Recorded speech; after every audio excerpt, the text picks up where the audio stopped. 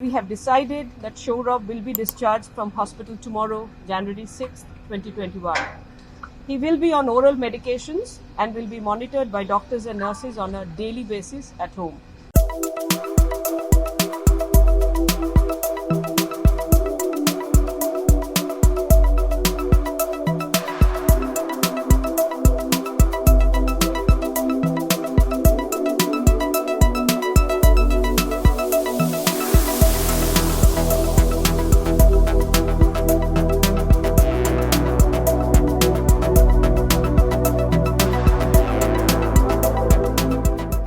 As we know, Shourab came to Woodlands Emergency on Saturday, 2nd of January at 1 p.m. with chest pain, chest discomfort, heaviness of head, vomiting and a spell of dizziness while doing his physical exercise at home gymnasium at around 11 a.m.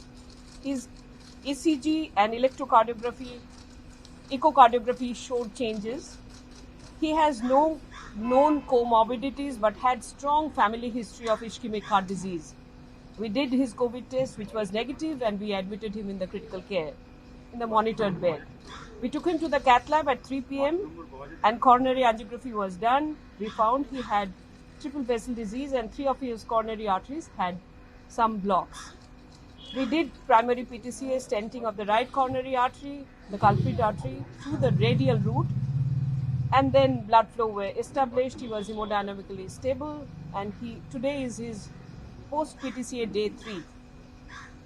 We reconfirm the consensus decision from the very experienced medical board with 13 members and 2 expert opinions, total 15 doctors from abroad and India, that we have decided that Shourab will be discharged from hospital tomorrow, January 6, 2021.